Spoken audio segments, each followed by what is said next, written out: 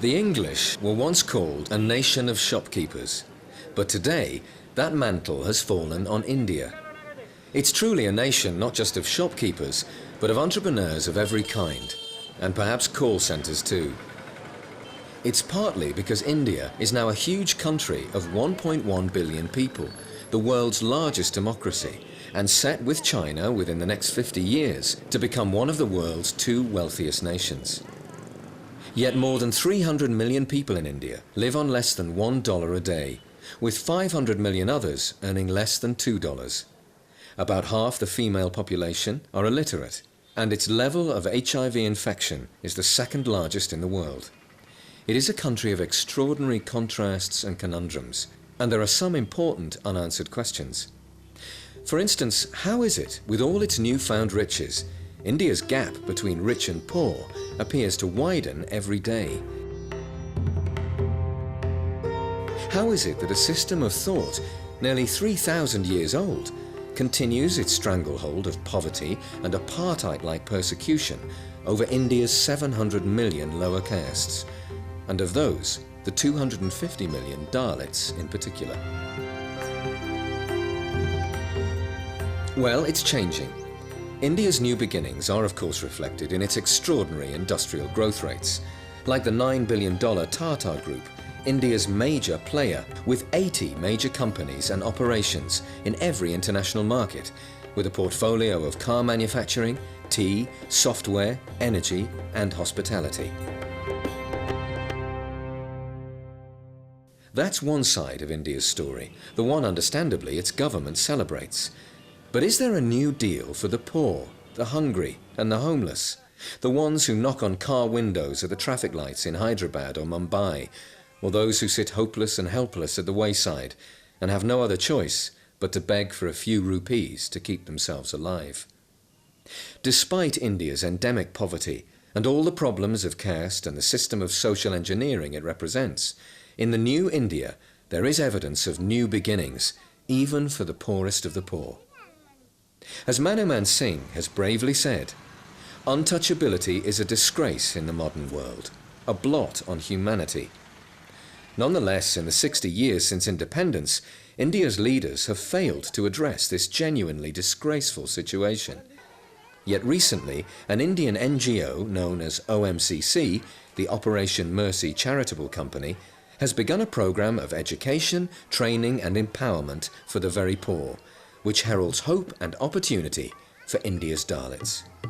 It's certainly early days, and India's Dalits have suffered deeply for an extraordinary 3,000 years. So ingrained has been the prejudice and discrimination against them. Even at India's independence 60 years ago, this kind of progress would hardly have seemed possible.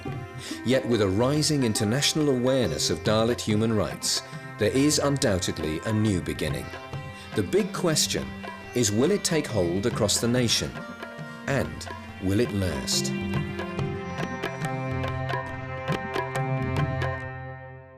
Kancha Ilaiah is Professor of Political Science at Osmania University and one of India's leading intellectuals. He is a foremost critic of caste and internationally one of the most persuasive voices in the call for justice and transformation for the Dalit people. We asked Professor Ilaiah to explain the origins of the caste system and his own view about the possibilities for liberation for Dalits today. It started with writing of the early Hindu scripture called Rig Veda, in which the scriptural Hindu book declared that God did not create these people. God created the priest from his head, the rulers from his shoulders, the business caste from his thighs called Vaishyas, and the Sudras from the feet of God. But the untouchables were not created. As a result, these untouchables started living outside the villages. If somebody touches them, they would go and bathe immediately. So their life was made miserable. Now, the process of giving Dalit children English medium education. Now, if this language is given to Dalits and tribals, the backward communities, over a period of, let us say, 20 to 30 years from now on, they too can think of entering into the ruling realms. This is one of the main issues that makes the Brahmins, the upper caste, and the ruling caste of India very, very angry and upset. They think that if Dalits learn English, they can also begin to rule this country. Now, the caste system actually was created through a process of spiritual slavery.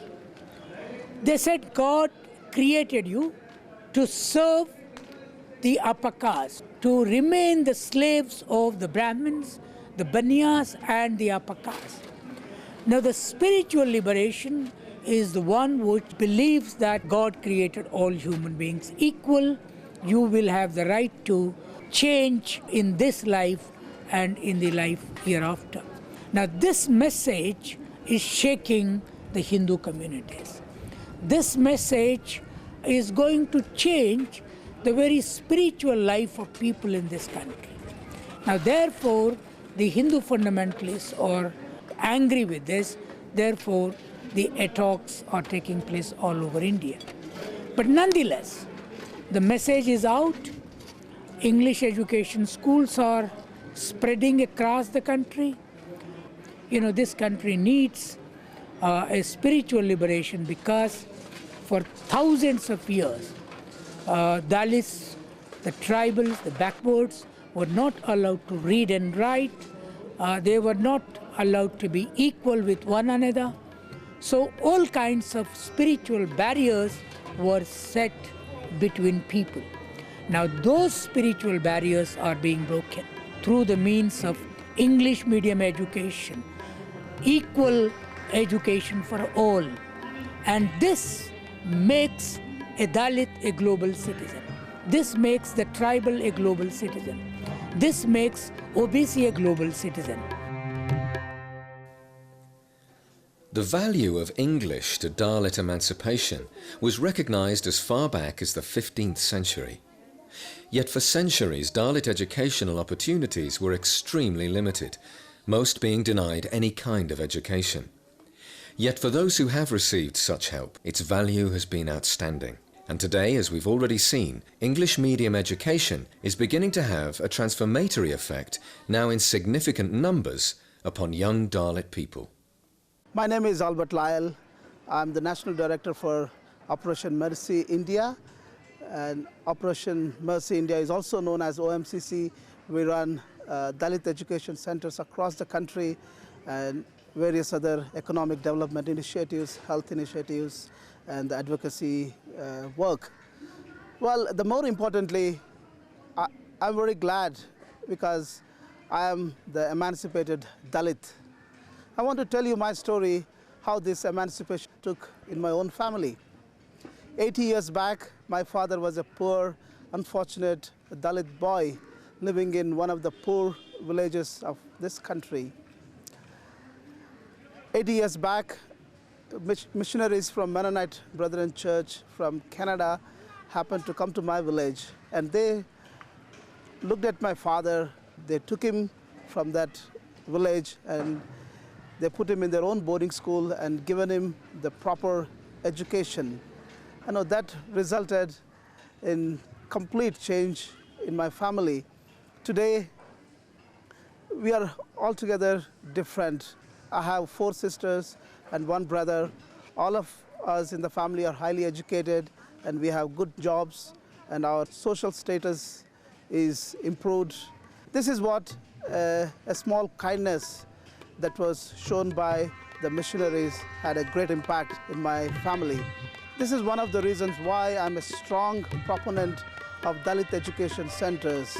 13,500 children with us now, and more children will be joining. Each of these children will have this great story to tell.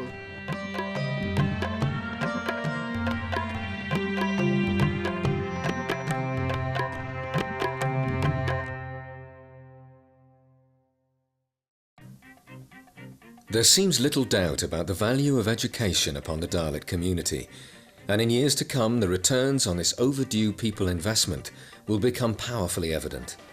As children of the villages migrate upwards and become graduates, they will earn their rightful place in India's expanding economy. But what about present needs? The need, for instance, for what's now called the empowerment of women. It is said that if you are a Dalit and a woman, you are twice oppressed.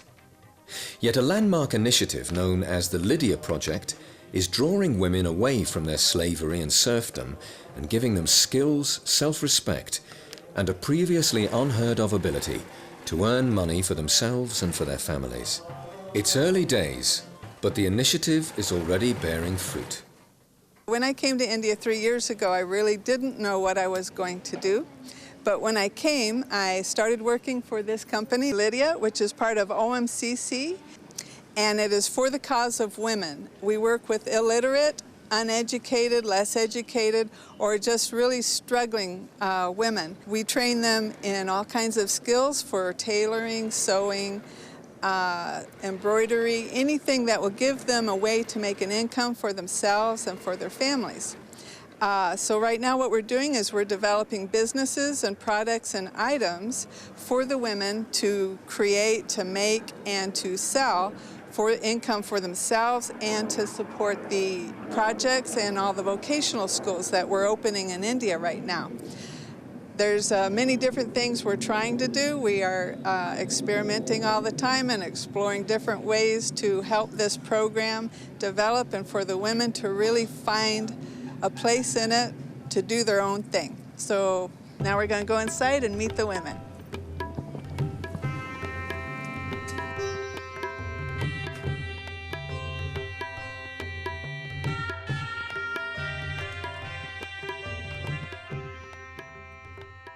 Mary came here about a year ago.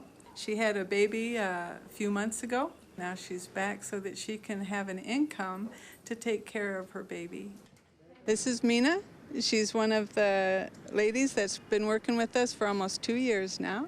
She's one of our fully trained teachers and workers, and she's going to tell you her story in Telugu.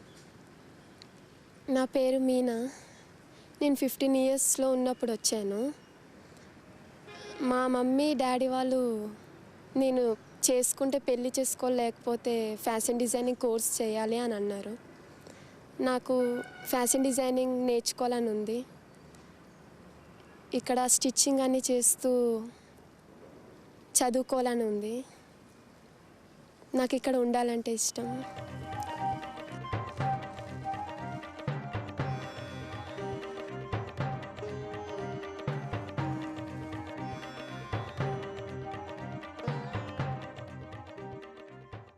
These are uniforms that we are now making for Good Shepherd School. What we started doing was making the uniforms because we were already hiring out people to make the uniforms for all the children. So after they're done training, we have now started training the women to make the school uniforms so that we can employ them, and they're now making income making these uniforms. We started the tailoring schools in these very, very poor slums that are called gypsy slums, where they move around all the time. They live in the thatch huts and they have nothing. So they asked if we could train them. We went in and trained them, and now we are now employing them also so they have an income going. We train them to handle their money. We give them loans so they can get machines, and now we are now starting to employ them. That's what Lydia's trying to do. We've got the uniforms going for the first graduates, and then as they learn this, then we step them up into the higher end things like the silk jackets. The vision is to give them a complete training and employment when we're done with them. Okay, I'm going to show some of the collection we have, some of the things that we are making at this time. These are silk jackets that we make from saris.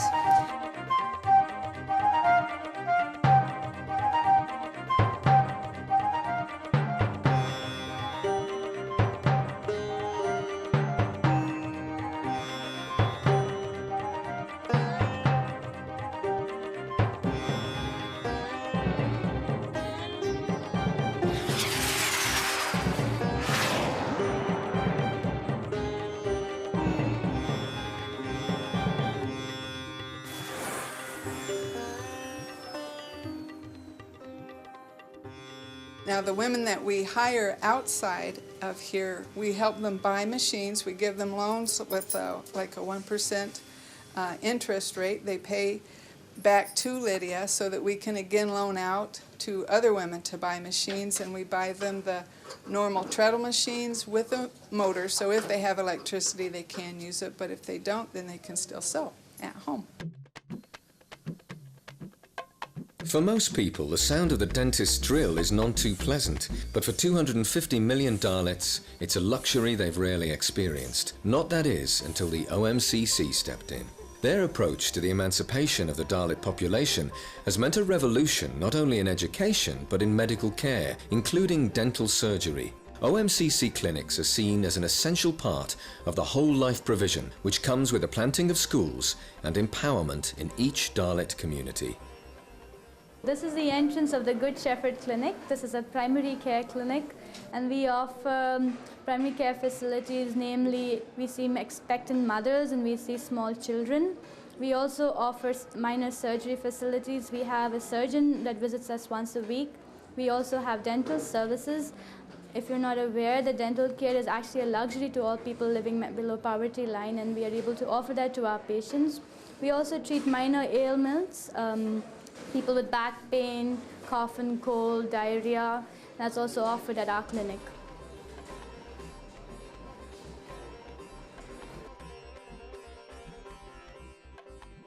We have 5 clinics over the country, and I do travel there quite frequently. I think the community health program that we have initiated over the last 8 months has been a great achievement. We have 30 community health worker programs around the country, some in very rural areas. I just came back from a trip to Rajasthan where our health worker is the only medical person in an 80-kilometer radius, and she does everything from deliveries to looking after those who have had strokes, requiring urinary catheterization, rehydration, starting IV lines, giving antibiotics. So she is the doctor in that place, and we're very proud of her. So my dream is that one day healthcare in our country will be universally available to everyone, and the kind of healthcare that I would receive if I were to fall sick would be the same healthcare that the Dalit person who lives on the road with below poverty line would be able to receive, and that should be how it is for everyone. That's what universal healthcare is about. I am a general practitioner working here, but I cover most of the fields like general medicine, general surgery, and gynec and obstetrics, ENT and skin and VD, and to certain extent pediatry. Here, most of the people are below poverty line. Most of the people, labor people, and below poverty line, they are not able to provide for the medicines. They were not able to pay for the medicines, and they can't go to a private clinic, especially in a city like this. Big hospitals with heavy charges, and our people cannot go there. So the only hospital available for them is the OM hospital, OM clinic now. It is going to be converted into hospital for rendering them more services, even including admissions, operations, and so on and so forth. It's a must that some organization must come forward and help them. And our OM organization is coming forward and helping them wonderfully. What is striking about the OMCC is its work is significantly different from other NGOs and charitable bodies. The difference is most obviously seen in its whole-person vision for care and development. This model is not just to give aid, though practical compassion is a priority, but the vision is for the whole person, body, mind, and spirit. Since the community is the place of belonging, OMCC works for Dalit opportunities in India as a whole.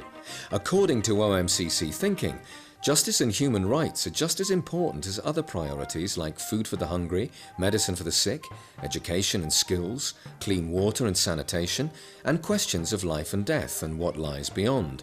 In fact, these priorities are seen as all of a piece. If there are to be transformed lives, then to set those lives in a transformed society is just as much a priority. They achieve these changes by a patient and caring investment in human well-being, by a transformational attitude to personal development through education and skills, and the valuing of each person as unique in dignity and in worth. My name is Moses Vattipalli. I work with Operation Mercy Charitable Company. I monitor and organize some of the economic development projects for the Dalits. Some of the projects to help Dalit families. We have given some cycles, rickshaws, where they uses the cycle in order to get their livelihood. And this rickshaw actually gives a livelihood for 5 members in the family. And if this rickshaw is not there with him, if this help is not there from OMCC, I think these people would starve. I'm here with Devadas, our self-help group worker, who takes care of 20 self-help groups that have been started in Udamari and its neighboring villages. Devdas was just telling me how some of the women from these groups have now started their own businesses, including basket weaving and general stores where they sell provisions. Dalit women have been empowered greatly from these self-help groups and are now able to take care of their families better. We're at Ashok's home. Ashok benefited from OMCC's microfinancing initiative. OMCC gave him a loan of 15,000 rupees, which helped him buy scales and utensils, which he trades for scrap. He takes this scrap into the city and sells it for a much higher rate, which helps him support his family even though he's physically challenged.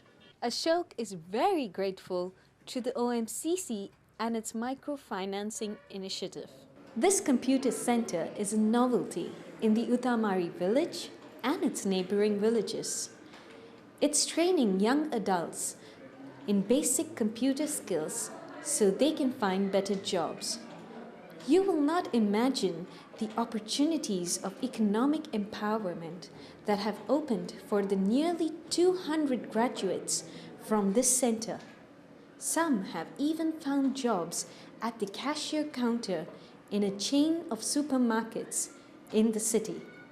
As far as employment goes, to become a seamstress, to get a bike for deliveries, to sell scrap metal, or even to land a job as a supermarket cashier, to Western ears this can sound ordinary and unremarkable. Yet for Dalits, all these activities represent a quantum leap of opportunity and financial prospects. There are times when we may need a reminder about what we are seeing. So for instance, to watch these people now is to observe them through a window of centuries of deprivation. They are still outcast. Only a few gain education. Labour prospects are pitifully limited, and most Dalits continue to embrace disgusting and menial tasks which the rest of society shuns. Dalits are a major section of the society, and they have understood we have the power to change. In many things, for instance, those who invest here, and if in their investments, for instance, today they talk of giving the Dalits affirmative quota in the private sector. And if they could adopt on their own, voluntary, without the law imposing it on them, it will become a big pressure point. Immediately that will, okay, when some industry can take it, why not the rest of it? I think this one simple act can be a catalyst. VP Singh was Prime Minister for less than a year. Yet many believe his courage profoundly changed the prospects for India's poor and oppressed. It was his implementation of the controversial Mandal Report which many believe set the stage for India's new beginnings. The report advocated the reservation of jobs and places in education for a large section of the poorest in society, known as the OBCs, the other backward classes, who, like the Dalits, are extremely poor. Yet nationwide, the reaction was extraordinary, with riots and other protests, and reports that upper caste students even burnt themselves to death. Such was the temperature of right-wing extremism that eventually VP Singh was forced out of office. But today, many recognize that by his bravery and commitment, a slow social fuse was lit, which has never been extinguished. During the making of this film, and after a long battle with cancer, at the age of 77, Sadly, VP Singh died. But after he left office, and for the rest of his life, he never wavered in his advocacy of India's oppressed. Against all criticism, he advocated reserved places for Dalits, not just in government, but private enterprise too. That social fuse burns ever brighter as a new generation has taken up the cause of Dalit liberation. One of its most powerful advocates is Dr. Joseph D'Souza, International President of the Dalit Freedom Network. The OMCC philosophy is primarily a full response to the Dalit cry for freedom. This time round, when the Dalits came and asked of us and Indian society and leaders that we want freedom, we want transformation, they were not asking for some kind of a piecemeal, pick and choose transformation. No, they realized that many things in their lives have to change, many things in their communities have to change, many things in their society have to change. So they are asking for holistic, complete transformation that includes education, that includes social transformation, that includes their healthcare, their economics, it includes their spiritual well-being, and their development as a people in every realm. You know, the Dalit art has been crushed for 3,000 years. They want that to be restored. Dalit artistic expression has never found its way to mainstream media. They want that to be seen. One of the huge encouragements is the rising consciousness both within India, outside India, about the Dalit issue, the Dalit problem. You know, 10 years ago, if you had gone to many forums in the world, the word Dalit was not even known. The other huge encouragement for me is the Dalit children I see across the nation, over 15,000 of them, and many more thousands coming, and their lives being changed. Next year, in fact, is our first graduation of the Dalit children who will finish class 10, and I've been talking to some of them, and I'm just completely overwhelmed. I was just talking to one of our girls who lives in the Pipe Village, which has been filmed before, and these are people living in the pipes, and she's going to graduate next year. She speaks great English, and she has a dream, she has an ambition, she wants to be a doctor. I'm committed to see that she becomes a doctor. So this freedom that we have brought, and a whole new generation who have not been tampered with by caste discrimination and caste ideology, is a huge encouragement to me. And then, of course, when I go into the communities and I see the larger impact in terms of economic development, what's happening in terms of medical work, what's happening in terms of even their spiritual well-being, it really, really is an encouragement. I have a deep sense of satisfaction that the last decade has been well spent, not only in terms of where I have given my life to, but all of my partners and the global community that has partnered with us for the Dalit movement. I have no doubt in my mind now, with the involvement of all of these years across the country, and understanding Indian society, that the caste system is the curse of India. It explains the many paradoxes of India. It explains, for example, the paradox of rich people staying in first-class houses and buildings in cities like Bombay, Hyderabad, New Delhi, and then dumping all of their dirt and rubbish and waste just outside from the window in a dung heap. Why don't they take care of their own dirt and clean it? It's because cleaning dirt is a low job. Cleaning dirt is the job only an untouchable can do. Many things can be explained in India when you understand the curse of the caste system. I know, and I have no doubt, that caste upheaval, which has been going on since the late mid-90s, is going to increase. The caste tensions will increase, and finally both the oppressed and the oppressive caste will have to lay the system aside, because there's no future for India without all Indians being equal and not belonging to this caste or that caste.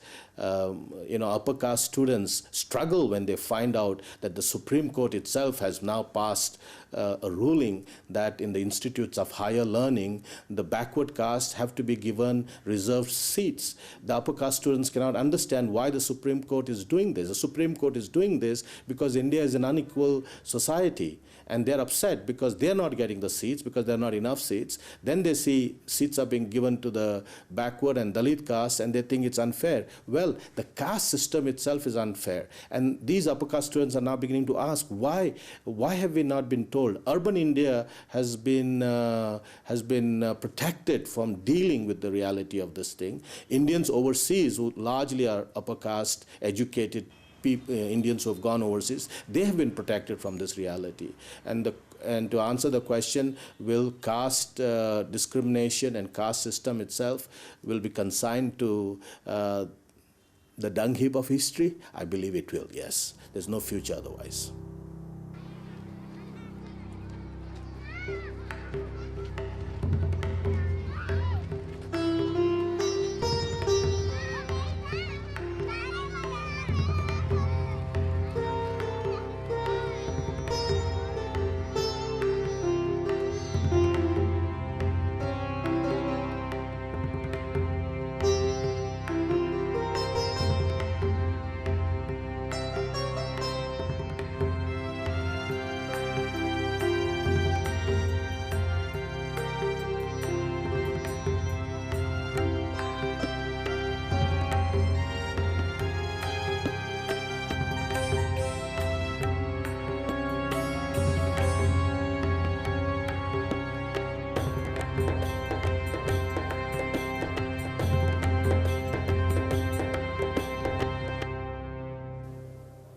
There is an old Indian saying, to watch us dance is to hear our hearts speak.